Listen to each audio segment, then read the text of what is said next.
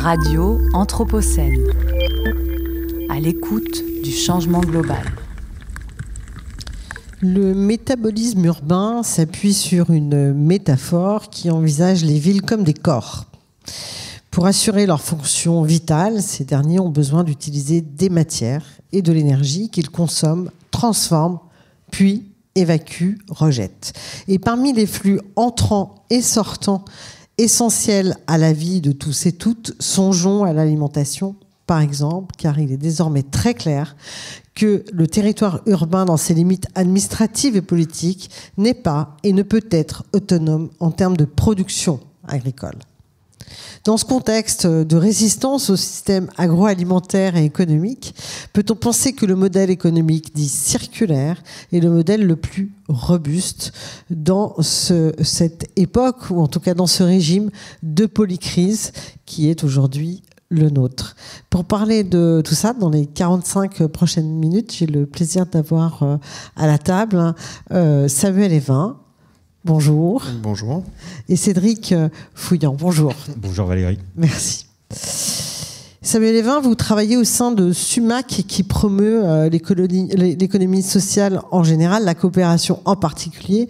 Mais avant cela, vous avez passé 13 années chez Alter Conso. Cédric Fouillant, vous êtes consultant indépendant et professeur d'économie à l'université Lyon 3 et spécialiste d'économie circulaire. Pardonnez par avance vos biographies, au-delà de succinctes, bien en deçà en tout cas.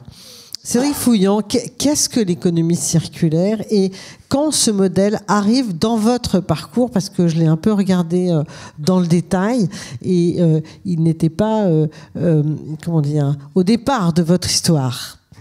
L'économie circulaire, non, certainement pas. Pour le faire très rapidement, ce qui ressemble à un slogan, mais qui est à la fois un bon moyen mnémotechnique et relativement fidèle à ce qu'est profondément l'économie circulaire, c'est le fait de vouloir chercher de faire mieux avec moins.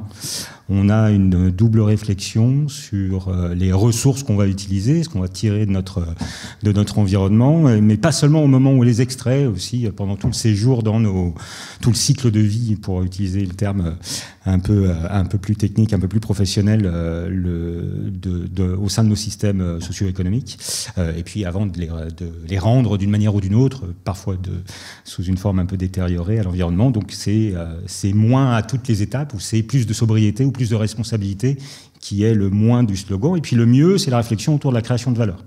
On a des créations de valeur, on est habitué maintenant à envisager la valeur, pas seulement sous l'angle économique, pas seulement sous l'angle monétaire, d'intégrer aussi des créations de valeur sociale, des créations de valeur environnementale. Il y a quelque part, avec l'économie circulaire, la volonté d'aller chercher encore plus loin les créations de valeur, pour qui, sous quelle forme, à quel moment, etc.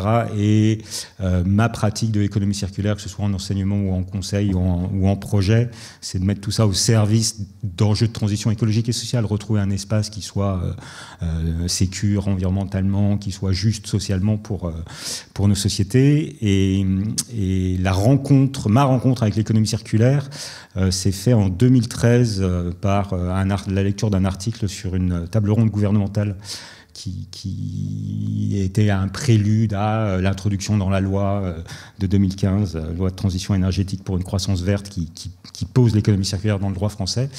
Et la raison pour laquelle ça m'a fait réagir, c'est que ça faisait déjà quelques temps que, dans un tout autre secteur, celui de la coopération internationale au développement, j'avais été sensibilisé à des enjeux de développement durable et des enjeux environnementaux. Et la réponse promise par l'économie circulaire me semble particulièrement pertinente à ce stade-là de mon expérience. Oui, j'ai vu justement, et peut-être ça a alimenté ce choix, sinon réorientation personnelle, professionnelle. Vous aviez voyagé, vous étiez allé au contact d'autres cultures, d'autres systèmes. Peut-être ça a joué un rôle dans l'intérêt provoqué par la lecture aussi. Alors ça se recoupe de toute façon d'une manière ou d'une autre parce que parce que je les vis au jour le jour.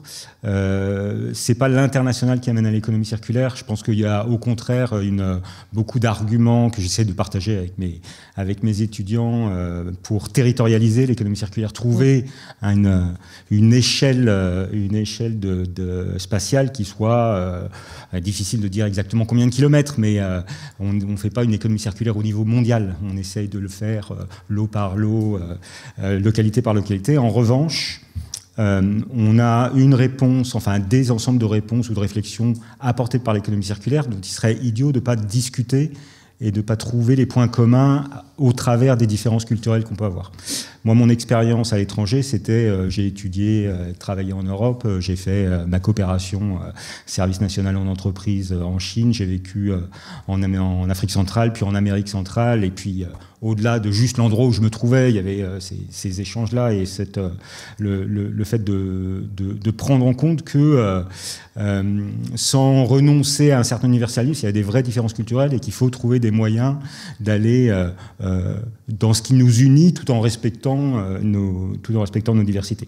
Et je pense que ça peut être vrai aussi avec des approches économie circulaire. Il y a une mission sur laquelle je travaille en ce moment avec mes collègues qui est la création puis l'animation d'un réseau méditerranéen de l'économie circulaire et sur une zone qui est l'interculturalité historique un peu par excellence. En tous les cas, dans notre zone géographique proche, on vit ça, on vit comment est-ce qu'on parle d'économie circulaire avec nos collègues, nos camarades de la rive sud, des bassins orientaux et occidentaux de la Méditerranée, avec nos différentes approches, nos différentes expériences de tout ça. Et il me semble que parce qu'on a des préoccupations communes sur cette préservation de ressources et une meilleure utilisation, qu'on y arrive.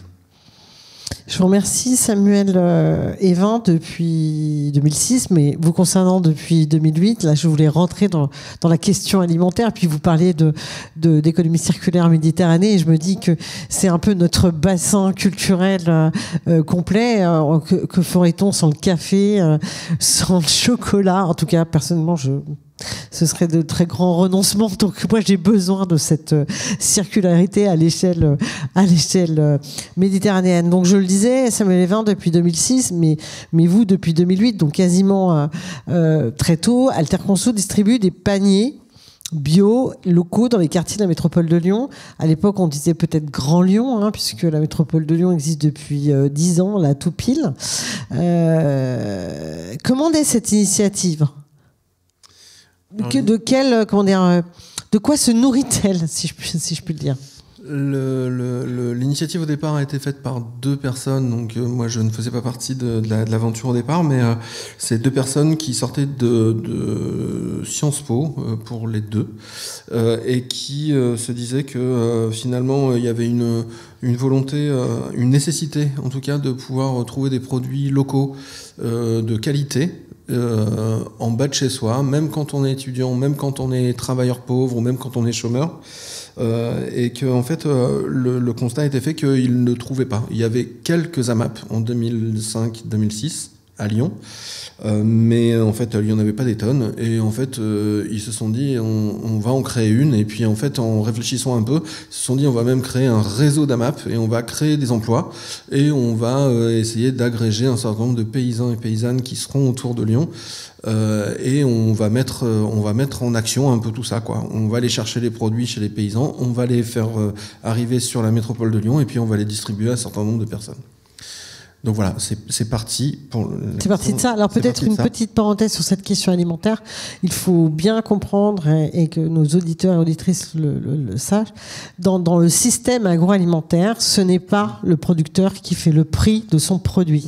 Il faut bien le comprendre, ça. C'est décidé par des énormes groupes. En réalité, par exemple, je sais pas quoi, le prix du lait est décidé à Stockholm, celui d'un kilo de viande à Rio, enfin, je connais pas exactement la localisation, mais c'est ça. Celui qui produit la nourriture ne décide pas du prix. Voilà. Et les céréales à Chicago. Exactement. En fait, en effet, il y a que le circuit court en fait qui permet de faire ça, c'est-à-dire de trouver, de demander. Alors ça arrive, on le côtoie tous les jours quand on va sur le marché. C'est bien le paysan ou la paysanne qui crée le prix, qui choisit le prix. Donc ça, c'est de la vente directe.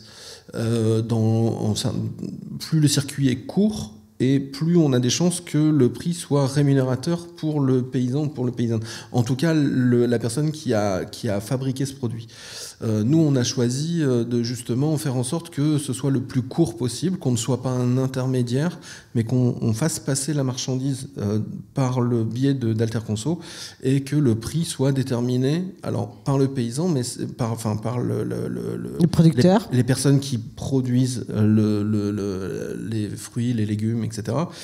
Mais aussi qui soit validé par les consommateuristes qui disent aussi s'ils seraient d'accord à payer ce prix-là. Donc c'est un prix entendu entre le consommateur et le producteur.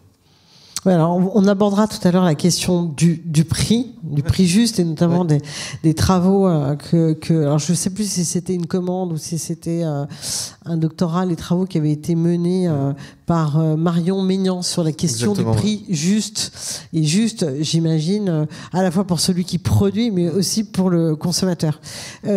Justement, Cédric Fouillou, on le voit avec Alterconso, il s'agit de relocaliser l'économie alimentaire dans l'exemple d'Alterconso et de favoriser donc le circuit court. Est-ce que c'est possible pour tous les sujets de notre quotidien? Parce que de quoi a-t-on besoin finalement, que l'on soit urbain ou pas urbain? Et bon, je ne veux pas rentrer dans ces définitions, mais on a besoin de se nourrir, on a besoin d'eau. On en a parlé tout à l'heure un petit peu avec Yann Brunet, qui était en dialogue avec mon collègue Yendra Katoville. Mais on a besoin de vêtements, on a besoin d'infrastructures, il y a du bâtiment. Donc on voit bien que la ville, ce corps dont on parlait tout à l'heure, sans arrêt, tous les jours, toutes les heures, il y a des choses qui entrent et puis il y a des choses qui sortent, alors qu'on peut appeler déchets, mais qu'on peut appeler aussi d'autres formes de production, hein, puisqu'il y a des transformations possibles. Et s'agissant de l'alimentation qui intéresse absolument tout le monde, on le voit, il y a des possibles circuits courts et il y a des possibles rétractations géographiques en travaillant avec des producteurs qui ne sont pas éloignés. Mais pour les autres champs, je pense à la question textile, par exemple. On le sait, on produit des vêtements dans des quantités absolument astronomiques. Je crois même que c'en est même gênant. Il y a même une surproduction de vêtements qui ne seront jamais portés, et pourtant il y a des gens sûrement qui en manquent. Aujourd'hui, on ne peut pas parler de circuit court pour la question textile. Pour ici, là, dans la métropole de Lyon. Sur l'ensemble du secteur, c'est effectivement pas évident. Des initiatives autour un approvisionnement. Alors, distinguons juste rapidement entre le circuit court qui implique zéro ou un intermédiaire et le circuit de proximité qui implique une distance limitée entre producteurs et entre lieux de production et lieux de consommation. Mais si on se concentre sur cette dimension spatiale de la proximité, on a, alors peut-être éventuellement plutôt en termes de niche et en termes de segments de marché ou de types de consommation qui sont hyper limités, mais on a des fabricants de textiles, au moins sur la transformation du fil, sur le tissage, sur la confection, qui sont vraiment pas loin de Lyon et qui vont mettre dans leur proposition de valeur le fait que c'est produit relativement localement. Genre 1083. Genre 1083 par exemple. 1083 est un exemple qui est c'est un aspect local à l'échelle du pays déjà. Oui, mais 1083, je crois que c'est la distance de Lille à Perpignan. Exactement, c'est ça. Mais on a d'autres exemples.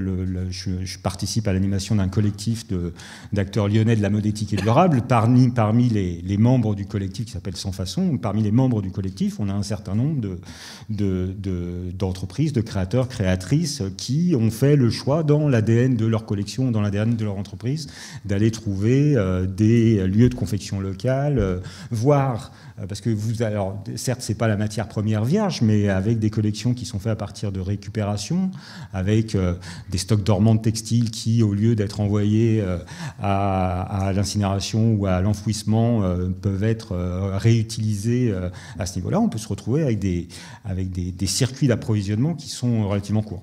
Maintenant, en ayant une vue sur d'autres secteurs, le degré de proximité va devoir répondre à plusieurs facteurs, localisation de la ressource, la localisation des acteurs. Il y a beaucoup d'éléments spatiaux à prendre, enfin beaucoup, il y a quelques éléments spatiaux à prendre en compte. Et puis il y a un dernier élément qui est important, c'est en termes de chaîne d'approvisionnement, où on peut très bien se retrouver avec très proche de nous des maillons d'une chaîne d'approvisionnement. Par exemple, si vous prenez Picture Organic Clothing qui se retrouve en Isère, on a des marques locales, y compris avec une grande renommée, mais eux s'inscrivent effectivement dans un fonctionnement qui est de toute façon très mondialisé. Et que quelque part le t-shirt Picture, le t-shirt Picture qu'on peut obtenir ici et avec en rendant hommage à tous les efforts qu'ils font en termes de RSE notamment, mais il n'est pas différent fondamentalement du t-shirt Picture qui va être vendu aux États-Unis ou de l'autre côté de la planète. Donc la structuration de la chaîne d'approvisionnement est aussi un élément à prendre en compte. Ce qu'on arrive à faire avec l'alimentation, c'est et ce qu'évoquait Samuel tout à l'heure, c'est parce qu'il y a cette chaîne animée par les ANAP, animée par les maraîchers sur les commerçants non sédentaires de la métropole de Lyon. On a cette infrastructure qui permet de l'avoir, et même avec ça, selon qu'on parle de produits végétaux ou de produits animaux, on n'est pas non plus sur la même distance à considérer en proximité. On a, parce qu'on est tout près des monts du Lyonnais, on a un maraîchage à moins de 20 km, à moins de 30 km, qui est largement possible. En tous les cas, la ville de Lyon peut s'appuyer, peut-être pas sur la totalité de ses besoins, on en est très loin, mais peut être un débouché pour la plupart des productions des monts du Lyonnais. Si on veut chercher de la viande ou du café et du chocolat, il faut aller chercher un peu plus loin.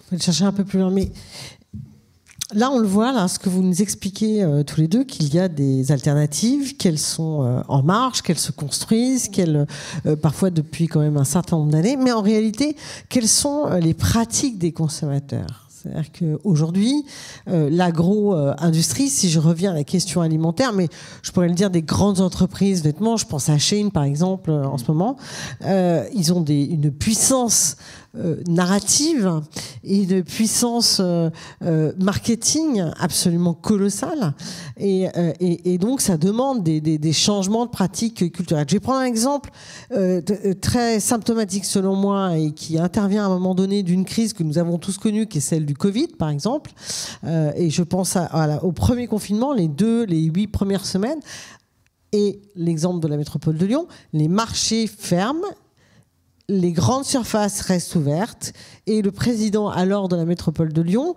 remet des chèques à une grande marque de la distribution pour les consommateurs, Carrefour, pour ne pas le citer. Donc qu'est-ce qu'on fait à ce moment-là ? Donc je pense que c'est le reflet d'une culture, je veux dire, c'est pas... et puis d'un lobbying aussi. Non ? Samuel et Varmu, peut-être tous les deux, vous pouvez réagir. C'est aussi des habitudes de consommation, je pense. Je pense que pour le Covid, c'était vraiment très particulier. On s'apercevait que les seuls commerces qui restaient ouverts, c'était les supermarchés, enfin pour les commerces de bouche, quoi. Et les marchands de drogue. C'est-à-dire, je vous rappelle que les cavistes et les tabacs étaient ouverts. N'ont jamais fermé. Ouais. Et nous non plus, en fait. Et alors, du coup, les habitudes de consommation faisaient que les gens continuaient à aller dans les supermarchés.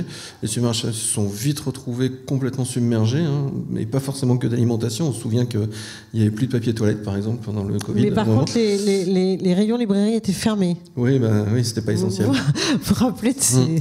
Et En revanche, alors c'est un peu ambivalent parce qu'en fait, il y avait aussi un truc qui disait que quand on va dans les supermarchés, c'est là où on risque de rencontrer des gens et c'est là où on attrape le Covid. Donc en fait, il y a aussi des gens qui n'allaient plus au supermarché parce qu'en fait, il fallait se nourrir, mais en fait, ils n'y allaient plus parce que ils pouvaient contracter le virus à cet endroit-là. Donc il y a ça. Et puis nous, en revanche, on a explosé, c'est-à-dire que alors nous, on a fait le choix à Alter Conso de limiter le nombre d'adhérents. Pour plein de raisons. Enfin, ça mériterait d'en parler que de ça. Mais en fait, on recevait environ 250 mails par jour en disant comment on fait pour avoir des paniers, quoi. Comment on fait pour... J'ai dû vous en envoyer un, d'ailleurs. Mais probablement. et du coup, nous, on répondait en disant pas de problème. Nous, sur les lieux dans lesquels on est, il y a des listes d'attente. On va vous mettre sur des listes d'attente et quand il y aura de la place, on vous donnera. Mais on n'a pas voulu faire une explosion du nombre de personnes qui pouvaient venir sur les lieux. Nous, ça nous demandait aussi de nous réorganiser dans notre travail parce qu'en fait, il ne faut pas juste penser qu'il y a des paysans qui sont à un endroit et en fait, les produits vont arriver tout seuls et vont se distribuer tout seuls. En fait, il y avait aussi une énorme logistique qu'il fallait repenser avec les confinements, avec les couvre-feux, avec les machins. Et donc, du coup, ça nous a demandé un vrai travail très factuel de logistique qui était routinier depuis 10 ans et que d'un seul coup, il a fallu rechanger en 24 heures. Et ça, c'était très difficile. En revanche, le revers de la médaille, c'est que d'un seul coup, tout le monde voulait relocaliser l'alimentaire. Tout le monde était d'accord pour acheter des produits qui venaient du coin. Mais une fois le Covid passé, le monde d'après n'a pas eu lieu. Et finalement, pas mal de personnes qui avaient connu Alter Conso se sont retranchées dans leurs habitudes de consommation qu'ils avaient avant. Et donc, du coup, il y a eu un énorme pic pendant le Covid où on a eu vraiment, vraiment beaucoup, beaucoup de demandes. Et après, en fait, les gens sont revenus à la normale, quoi. Donc, pas du tout le monde d'après. Donc, ça veut dire que cette alternative a été vue par un certain nombre de consommateurs comme une roue de secours, en réalité. Par le prisme d'une crise, ouais. Ça. Par la question de la crise. D'accord. Peut-être, Cédric, oui, peut-être une réaction. Oui. Pour compléter, c'est peut-être prendre en compte le côté robuste des systèmes. Et que effectivement, même avec une crise telle qu'on l'a connue, qui a pu affecter les circuits d'approvisionnement de manière extrêmement concrète, qui a affecté économiquement les acteurs, qui a affecté aussi les habitudes de consommation et voire même les projections et les imaginaires des consommateurs, on voit qu'effectivement ça n'a pas été une remise en cause durable nécessairement du système majoritaire ou dominant actuel. Maintenant, peut-être pas des conclusions, mais des inspirations à en tirer, comprendre que le champ de bataille, entre guillemets, ou en tous les cas, là où on doit placer l'action, c'est la réflexion autour du système. Comment est-ce que c'est pas juste apporter une solution circulaire, indépendante, en mode start-up ou en mode innovation. Bien entendu qu'on a besoin de ces niches, on a besoin de ces zones d'expérimentation, mais le changement viendra avec quelque chose qui jouera à la fois sur des solutions, à la fois sur des réglementations, à la fois sur, pour reprendre ce qu'on disait tout à l'heure, sur les imaginaires. Hein. Donc ce qu'évoquait Zoé un peu plus tôt dans l'après-midi, on aurait tort, ou certaines personnes qui considèrent la bataille des imaginaires comme étant secondaire parce que virtuel, immatériel et tout ça font sans doute une erreur, puisque un des éléments qui tient les systèmes de robustesse des systèmes actuels, c'est justement qu'ils sont cohérents avec les imaginaires qu'ils colportent et qui sont colportés par eux. Donc nécessité de travailler là-dessus, reconnaître aussi qu'il y a eu une quantité d'exemples dans notre passé où des systèmes avec toute la cohérence et toute la robustesse dont ils avaient pu faire preuve ont aussi laissé la place à d'autres. Hein. Et donc vous pensez à quoi sur des systèmes, sur des systèmes qui se sont effondrés sur une crise de ressources, par exemple. L'exemple que j'ai en tête, mais c'est pour avoir une de mes premières missions de conseil était auprès de la collectivité de Saint-Pierre-et-Miquelon. C'est l'effondrement de la morue d'Atlantique Nord.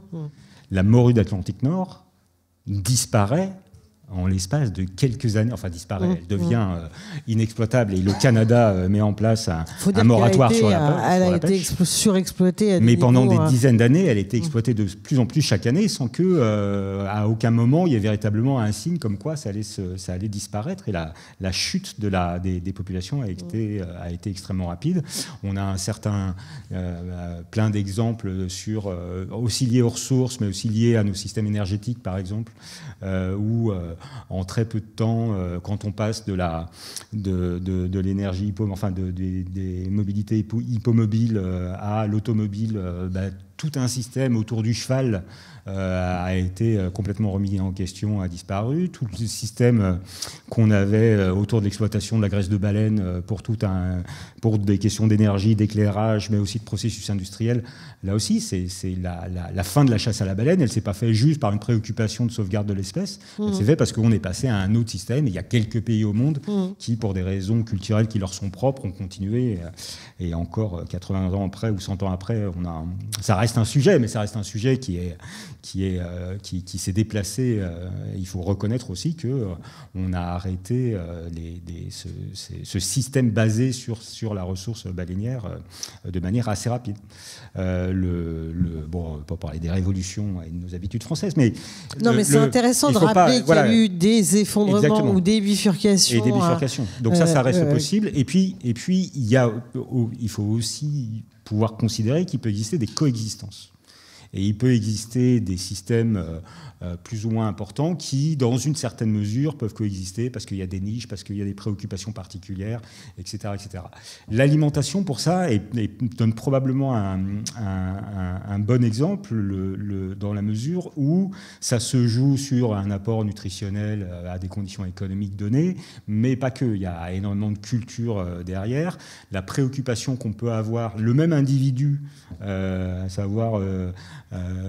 vous et moi, capables dans son budget alimentation globale de consacrer une partie à des produits de terroir locaux élevés dans des conditions environnementales excellentes et une partie à de la gastronomie un peu pointue avec des produits précieux qui arrivent de très loin et une partie à de la fast-food et une partie à des sandwichs d'autoroute. C'est un peu comme ça que ça se passe aussi, quoi. Bien entendu que maintenir au moins la coexistence, c'est-à-dire maintenir le potentiel de ces différents systèmes, veut dire qu'il faut faire attention sur la façon dont on les met en concurrence. Oui, il y a peut-être dans ce que vous disiez sur la diversité des pratiques vis-à-vis de la question alimentaire et cette possible coexistence de différentes choses, etc.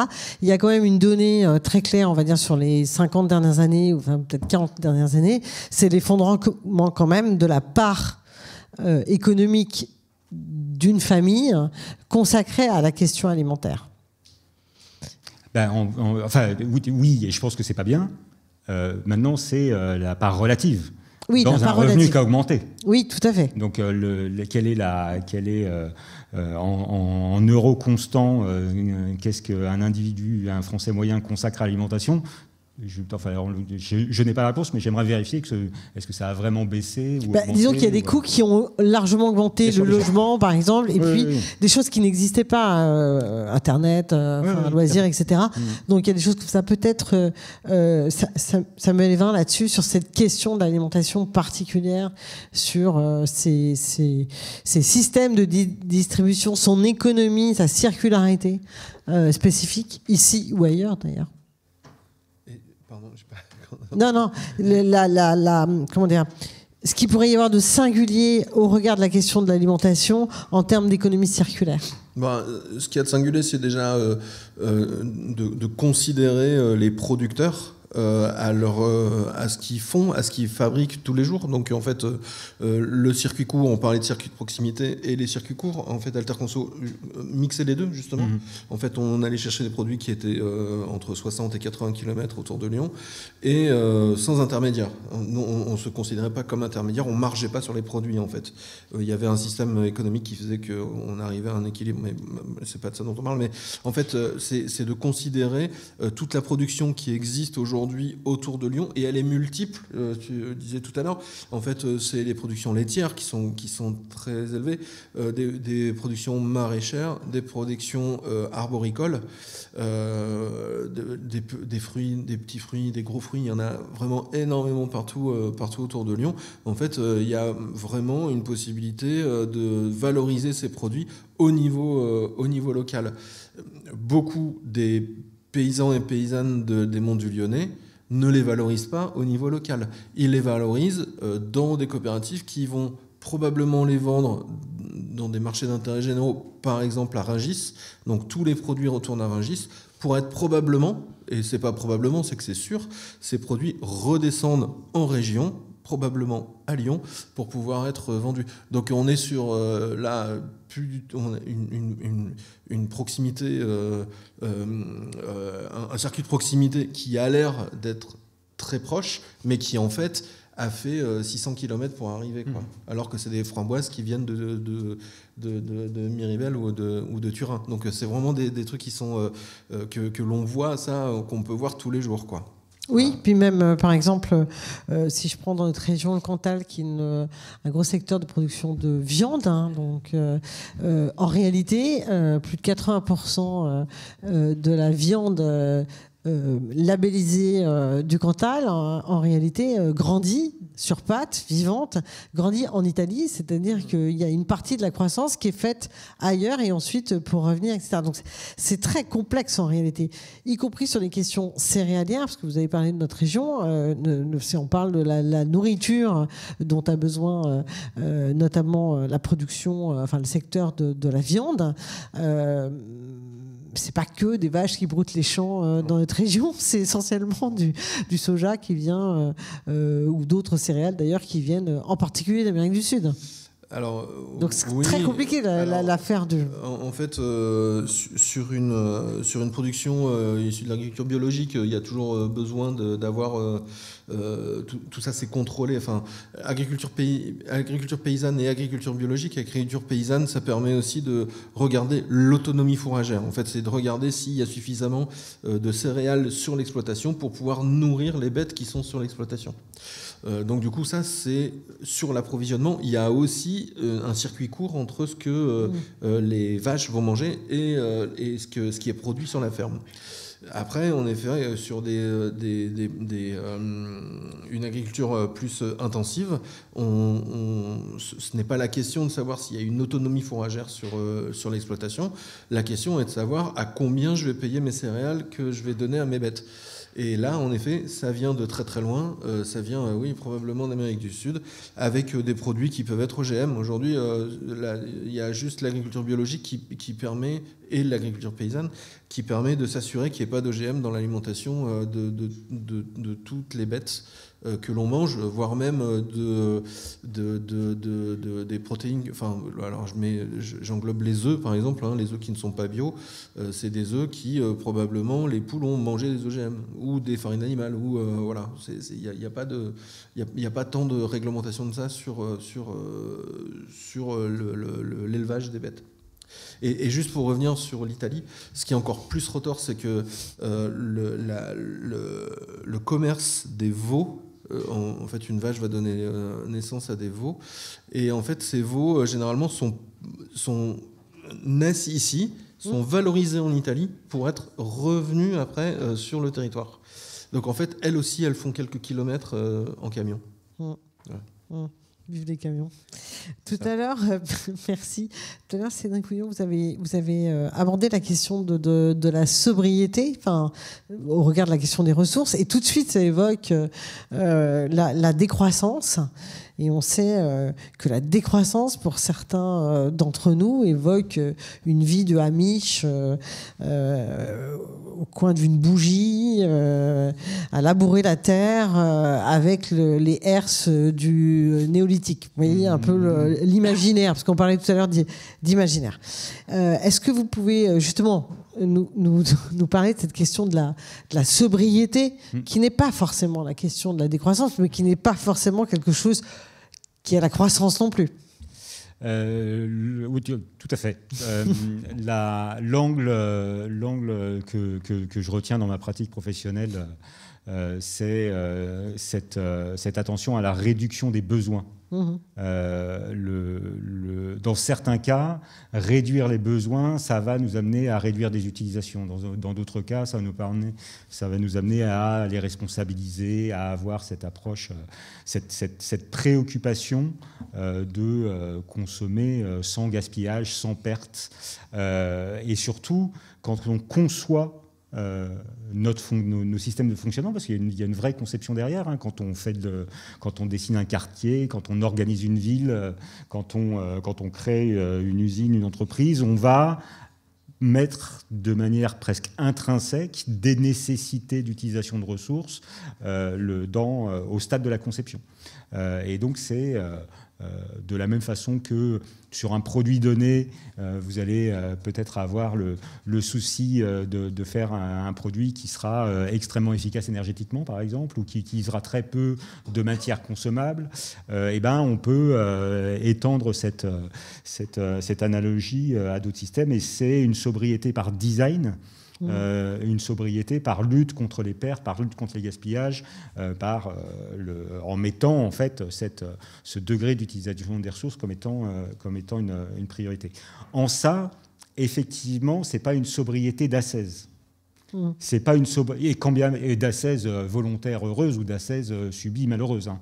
Donc c'est pas la première représentation dans la pratique de tous les jours vers laquelle nous emmène cette sobriété. Ça peut être une réflexion par rapport à la nature et la prégnance réelle du besoin.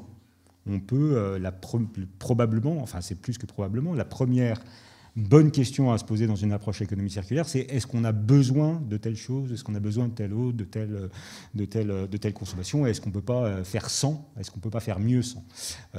Donc on peut avoir cet élément-là, mais on n'est pas dans la décroissance. On n'est pas non plus dans la croissance au sens étroit de maximiser une création de valeur ajoutée monétarisable. On ne court pas après le PIB, et il y a toute la réflexion autour des autres dimensions de la valeur amène à avoir une vision beaucoup plus complexe et beaucoup plus nuancée, beaucoup plus subtile, beaucoup plus humaine probablement quelque part de ce qu'on cherche à faire. C'est ma déformation de mes anciennes expériences professionnelles, mais je préfère de très très loin le terme de développement au terme de croissance. Je pense qu'on est dans un stade où, individuellement, collectivement, cette idée de se développer, de grandir est quelque chose qui est important, mais pas de grossir et de prendre toujours plus de place. Et justement, Samuel Évin, c'est cette question développement versus croissance. Je trouve que c'est une notion intéressante. Peut-être une réaction ? Ouais, à Alterconso, déjà, on a choisi on a choisi l'économie sociale et solidaire, en fait, premièrement. On a choisi de faire une coopérative, on a choisi de s'entendre sur ce que l'on voulait mettre dans cette coopérative. On ne l'a pas choisi que vis-à-vis des salariés qui étaient, on a aussi choisi d'intégrer ce qu'on pourrait appeler les clients et les fournisseurs de l'organisation. Donc on a créé une société coopérative d'intérêt collectif en mettant les parties prenantes dans l'organisation. Et en fait, c'était très clair aussi, dès le départ, de se dire on ne veut pas devenir, et je parlais du Covid tout à l'heure, on ne veut pas devenir quelque chose de gigantesque, on ne veut pas devenir quelque chose qui nous échappe un peu, on voulait quand même rester dans quelque chose de très humain. Donc en fait, nous, la croissance telle qu'on peut l'entendre dans l'entrepreneuriat, qui est nécessaire dans l'entrepreneuriat, je mets plein de guillemets à ça, parce que c'est toujours un peu ce qu'on entend, si tu grossis pas un petit peu plus que l'année dernière, en fait tu vas mourir, parce que quelqu'un va te manger ou va te racheter. Nous, en fait, on a choisi de rester à un niveau qui était suffisant pour pouvoir payer des salaires, pour pouvoir même avoir une politique de revalorisation salariale tous les ans, de faire en sorte de faire que les paysans et paysannes des Monts du Lyonnais puissent écouler leurs produits, et avec un seuil, un limite de personnes qui pouvaient bénéficier de ces produits. Alors on peut se dire, ça peut être très égoïste de se dire, on va s'arrêter là, et puis voilà, en fait, on pourrait encore proposer des emplois dans la coopérative, on pourrait faire en sorte de développer l'agriculture dans les monts du Lyonnais. Et en fait, c'est pas antinomique. On a plutôt décidé de faire de l'essaimage de notre organisation et de se dire, en fait, si vous avez, parce qu'il y a encore de la demande, donc en fait, si vous avez envie de le faire, pas de problème, on va vous aider, on va vous donner les billes, les bonnes idées, les mauvaises idées qu'on a eues à un moment, et puis en fait, si vous voulez être porteur de projet pour faire la même chose, allez-y, faites-le, il n'y a pas de problème, quoi. Et donc du coup, même sur le territoire lyonnais, en fait, il y a 2 autres organisations, il y a Croquetic et l'Arbre à légumes qui se sont implantés. Moi, quand je suis arrivé à Alterconso, je suis arrivé en 2008 et l'Arbre à légumes et Croquetic se sont créés en 2009-2010 et ils existent encore. Donc en fait, on partage le territoire, on a maillé le territoire en disant on va pas se marcher sur les plates-bandes non plus, on travaille en coopération plutôt qu'en concurrence et on partage les locaux, je dis on comme si j'y étais encore mais j'y suis plus, mais on partage les locaux, il y a des locaux communs, on partage aussi quand il faut aller chercher les produits chez les producteurs, finalement on prend ces 3 organisations, on pourrait prendre 3 camions, finalement on essaye d'utiliser que 1, 2, 3 camions quand il y a vraiment beaucoup de produits, mais on essaie de limiter aussi un peu tout ça.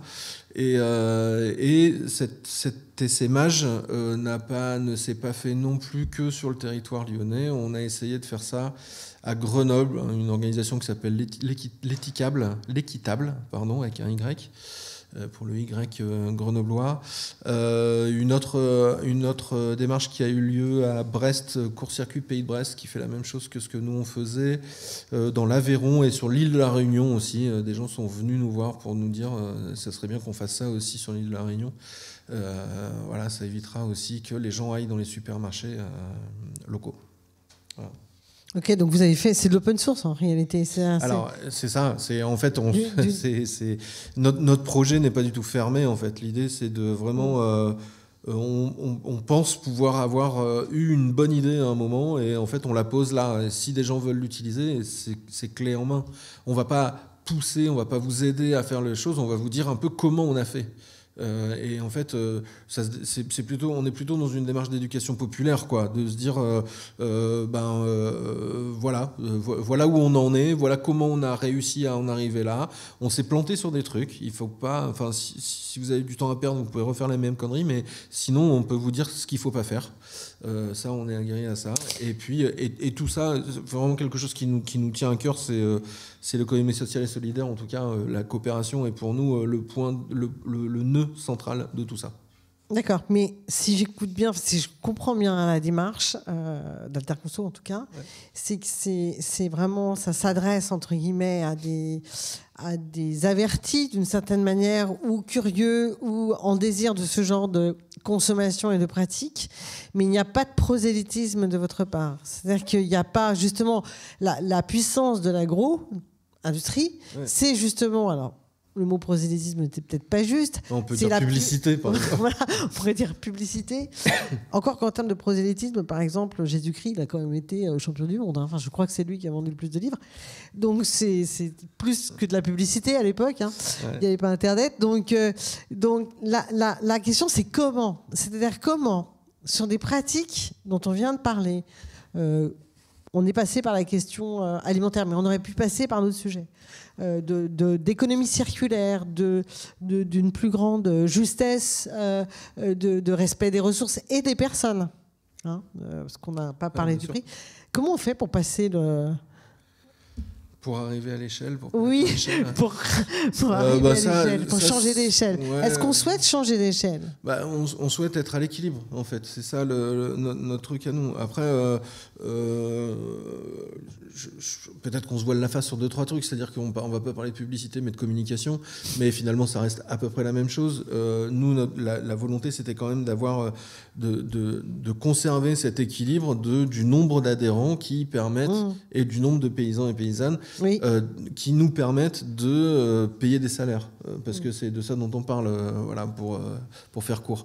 Et donc du coup, on a toujours besoin d'être un peu à flot au niveau des adhérents adhérentes et faire en sorte que que cet équilibre existe et persiste, quoi. Donc ça, c'est pas forcément très évident. C'était clairement pas, c'est pas notre cœur de métier. Donc en fait, faire de la communication, des fois ça fonctionne, des fois on le fait un peu de manière un peu en bidouillant un peu des trucs, et puis ça fonctionne ou ça fonctionne pas, ou ça fonctionne un peu mal. Mais malgré tout, on fait en sorte que ça fonctionne. Alter Conso va fêter 2006 l'année prochaine, va fêter ses 20 ans. Donc en fait, ça fonctionne quand même pas si mal que ça. Plutôt bien même. Ouais, c'est plutôt bien. On parlait de robustesse de l'organisation. Là aussi, on est une coopérative. Il y a un peu plus de robustesse dans les coopératives. En tout cas, j'ai envie de le croire. Et voilà. Et donc, du coup, on essaye, en tout cas, de faire en sorte de rester à flot. On fait de la communication. Le bouche à oreille fonctionne très très bien au niveau de nos adhérents. Et puis, on essaye aussi, en termes d'attractivité des paniers, d'adapter aussi les prix en fonction de la situation des personnes. Ouais. Oui, il y a un grand souci des personnes, qu'elles soient aux deux extrémités de la corde, d'une certaine manière. C'est ça. Cédric Fouillon, hier en préparant, vous disiez cette émission que l'économie circulaire n'était pas une fin en soi, mais un moyen. Donc un moyen pour aller où ? Pour contribuer à ce chemin de transition vers un espace qui soit à la fois sûr environnementalement et juste socialement pour nos fonctionnements. Là, on s'installe dans un débat qui date déjà, qui prend une acuité plus importante avec l'extension et l'intensification des crises écologiques et des crises sociales qu'on peut rencontrer, de prendre en compte qu'aujourd'hui, nos limites planétaires, ce qu'on est capable de faire durablement dans notre environnement, en fait, dans notre milieu ambiant, pour prendre le terme tiré de l'espagnol ou de l'anglais, là, qui parle un petit peu plus qu'un environnement qui serait un peu à distance, le besoin de revenir sous des seuils de durabilité et un enjeu de survie sur le long terme qui est devenu particulièrement grave. L'enjeu de pouvoir apporter à la totalité de la population, à la totalité de l'espèce humaine, l'accès à ce qu'on considère comme étant un ensemble essentiel de droits, de besoins satisfaits, etc. C'est ça, ce chemin de transition et ce chemin de transformation. Et c'est pour ça qu'avec d'autres outils, avec d'autres concepts, avec d'autres mesures, l'économie circulaire, selon moi, doit s'inscrire. C'est une vision que je ne suis pas le seul à porter, elle est partagée, elle n'est pas non plus unanime. On a avec l'économie circulaire une particularité très importante qui est que c'est un concept qui a démontré une performance dans le discours incroyable en très très peu de temps. Parce qu'il ne faut pas remonter dans les années 60, on joue aujourd'hui avec un concept d'économie circulaire qui a moins de 15 ans. Et en 15 ans, il s'est retrouvé dans les bouches d'organisations internationales, d'États, de grandes entreprises, d'associations, de start-up, voire d'individus. Donc le discours, ça marche bien. La mise en œuvre est plus complexe et on est plusieurs à la pratiquer directement, indirectement, et se rendre compte que c'est ça un petit peu l'enjeu du moment. Et ça n'enlève pas qu'il y ait des appréciations différentes. Certains en font une fin. La politique française, enfin la loi française parle de transition vers l'économie circulaire comme si c'était ça qu'on voulait, alors que je préfère l'articuler autour d'un état sinon stationnaire, un état de durabilité dans lequel on pourrait se maintenir.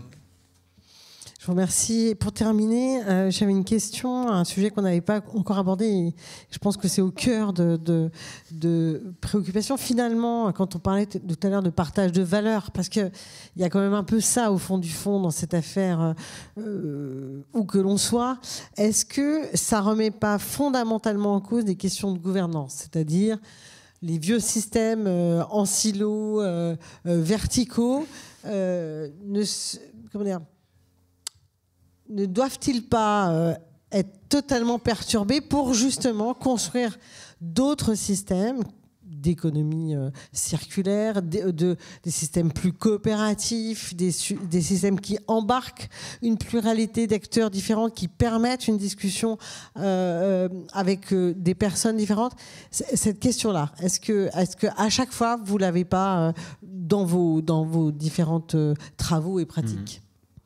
Je peux très rapidement là, et en passant par un exemple, la réponse est oui. De mon point de vue, c'est oui. Ça c'est court. Et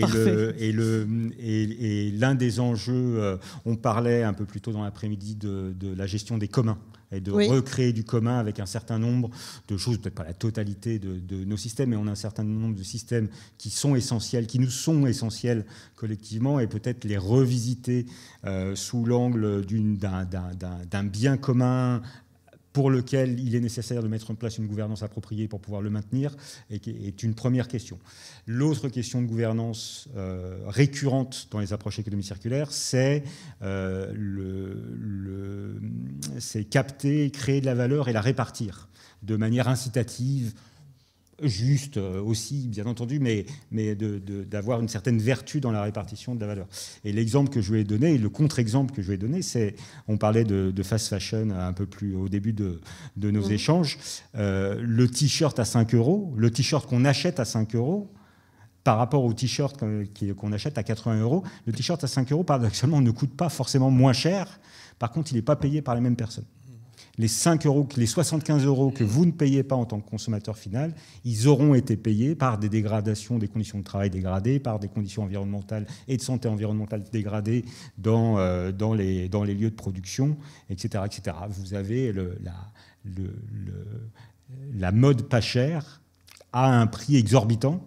Et la seule différence, c'est que il n'est pas perçu. Remettre, à contrario, dans un système comme ça, dans un système de responsabilité, de gestion, sinon de bien commun, du moins de gestion solidaire d'une chaîne de valeur, on revient à poser la question de qu'est-ce qui doit être internalisé comme coût, comment est-ce qu'on arrête de faire porter aux sociétés les coûts qui doivent être portés par un acteur économique identifiable ou des acteurs économiques identifiables, et comment est-ce que, c'était ce qu'on disait aussi sur la production alimentaire, comment est-ce que la valeur créée tous ensemble doit être répartie.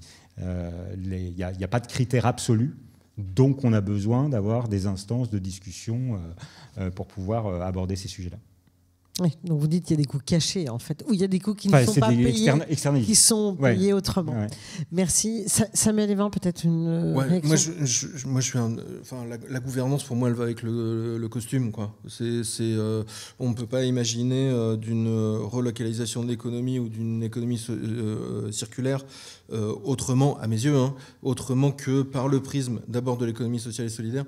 Et alors, je suis un fervent défenseur de l'autogestion, et je pense qu'on a à Alterconso réussi à mettre en place une autogestion fonctionnelle où on essayait, c'est pas qu'on essayait, on faisait, il y avait une rotation de toutes les tâches, c'est-à-dire que quand on reste suffisamment longtemps à Alterconso, on fait tour à tour de la comptabilité, de la communication, de la logistique, de la gestion, un peu tout. On essaye de faire tourner un peu tout ça, et ça ne s'arrête pas que sur la sphère des salariés. C'est aussi, comme je le disais tout à l'heure, il y a une inclusion des parties prenantes dans une société coopérative d'intérêt collectif. On demande aussi, parce que les salariés, en tout cas à Alterconso, ne représentaient que 30% des décisions prises. Le reste des pourcentages étaient divisés entre les consommateurs et les producteurs. Donc en fait, ce n'est pas à nous seuls de diriger l'entreprise là où elle doit aller. Elle doit être aussi dirigée par les gens qui font, les gens qui sont à l'intérieur. Alors ça, c'est un système autogestionnaire, et c'est, à mon sens, en tout cas, une orientation qui devrait être développée beaucoup plus qu'elle ne l'est aujourd'hui, et ça permet aussi d'avoir, en bon français, un empowerment des parties prenantes, des salariés d'abord, et après des parties prenantes à l'intérieur de l'organisation, et c'est à elles de mener les organisations. Mais là aussi, c'est une question culturelle parce que ces dernières décennies nous ont transformés, pour beaucoup d'entre nous, en consommateurs plutôt qu'en acteurs ou en citoyens. Donc c'est tout un cheminement, c'est de se réapproprier. Alors évidemment, il y a des tas de citoyens qui sont volontaires pour ça, mais justement, un des écueils peut-être que vous avez pu rencontrer sur vos différentes expériences, c'est de voir que peut-être c'était toujours les mêmes qui revenaient. Dans le modèle d'autogestion dont vous parlez, et d'Alterconso en particulier, est-ce que parmi les producteurs et parmi les consommateurs, finalement, il y a des grands habitués en fait qu'on revoit. Je pense par exemple sur la question urbaine, je pense au conseil de quartier. Je pense ce sujet que je connais un peu mieux. On le voit malheureusement, c'est un petit groupe très récurrent. On a beaucoup de mal à recruter. On pourrait le dire de militants, on pourrait le dire de plein de sujets. Et c'est pas profondément une question culturelle cette révolution, alors je ne sais pas si c'est le terme, mais toute cette transformation qu'on appelle de nos voeux et qu'on ne peut pas éviter en réalité. Je me permets de répondre. Oui, c'est mieux. En fait, c'est pas. Il y a peut-être quelque chose de culturel. En effet, je pense que on valorise beaucoup plus dans les cursus scolaires un management un peu classique, finalement, enfin très classique même, dans les organisations. Même si on donne un peu de latitude, on donne de l'autonomie, mais un peu aux salariés, mais finalement. Une autonomie n'est pas l'autogestion non plus. En fait, il y a cette question culturelle qui s'approprie, c'est une acculturation qu'il faut avoir, en effet, mais qui, pour moi, coule de sens. Et l'économie sociale, encore une fois, l'économie sociale permet ça. C'est un terreau très fertile pour justement repenser les modes de management, repenser les modes d'agir sur le travail, d'agir sur les conditions de travail, etc. Et puis, il y a la question de la taille aussi. On disait tout à l'heure que nous, on n'a jamais voulu grossir. Est-ce que l'autogestion est soluble dans un groupe de salariés de 150 personnes? Je me pose la question, mais j'ai à peu près déjà la réponse, en fait. C'est que en fait, ça fonctionne parce qu'on était 8 salariés et que on n'a pas voulu aller plus loin. Et que justement, c'est cette initiative qu'on a créée qui fonctionne, où on voudrait la dupliquer, mais en fait avec tout le cadrage que nous on a mis autour. Par exemple, de ne pas être plus nombreux que 8, 10, 12 personnes, c'est vraiment peut-être le maximum qui est possible pour faire des groupes autogestionnaires. Mais c'est pas grave, en fait, multiplions ces groupes-là plutôt que d'en faire des immenses. La Confédération paysanne, pour reprendre un parallèle avec l'agriculture, elle dit, la Confédération paysanne dit plutôt plusieurs paysans qu'un seul. C'est-à-dire plusieurs petites fermes valent mieux qu'un paysan qui aurait racheté toutes les terres et 800 hectares pour faire de la monoculture de céréales, par exemple. C'est pas tout à fait le modèle actuel, mais c'est une voie. Cédric Fouillon, peut-être une réaction aussi sur cette question d'appropriation culturelle ou d'imaginaire d'ailleurs. Je pense qu'il faut peut-être considérer plusieurs cas de figure distincts, et notamment selon que la gouvernance se construit autour d'individus, de personnes physiques ou de personnes morales. Il y a un certain nombre de réalisations, de projets ou de démarches d'économie circulaire auxquelles je participe en tant qu'accompagnant ou en tant que meneur, vont mobiliser des entreprises, des associations, des collectivités territoriales. Le fait que ce soit une personne morale, mais sous une lumière différente, le côté de l'engagement et notamment de l'engagement bénévole. Les gens qui sont autour de la table le sont au titre d'eux, une structure, une organisation. Si demain, c'est pas la même personne, qu'elle a été remplacée par quelqu'un d'autre, on arrive à maintenir un suivi, une gouvernance et tout ça. Il y a tous ces éléments-là, il y a tous ces éléments qui jouent. Ça n'empêche pas que ça peut avoir furieusement besoin de fluidifiants et d'avoir une fonction d'animation qui soit reconnue comme telle pour pouvoir permettre cette gouvernance. Mais c'est une réalité qui peut avoir des différences notables avec la réalité type conseil de quartier qu'on évoquait tout à l'heure. L'engagement individuel, je sors un petit peu de mes connaissances professionnelles, mais plus à expérience personnelle. L'engagement individuel, c'est difficile à l'imaginer sur tous les sujets.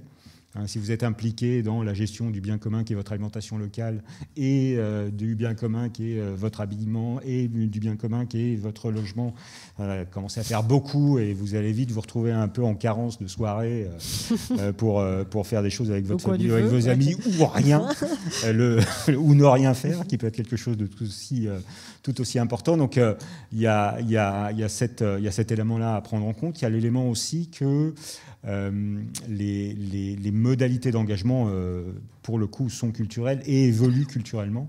Et des modèles sur lesquels on comptait, qui étaient un peu structurants sur l'expression de l'opinion citoyenne et tout ça, sont moins opérants maintenant, mais il y en a d'autres qui les remplacent. Tout à fait, il y en a d'autres qui les remplacent. En tout cas, je vous remercie tous les deux, Cédric Fouillon, Samuel Évin. On n'a pas épuisé évidemment ces sujets métaboliques au travers de la question alimentaire et d'économie sociale et d'économie circulaire. En tout cas, je vous remercie infiniment. Merci Valérie. Merci. Radio Anthropocène. À l'écoute du changement global.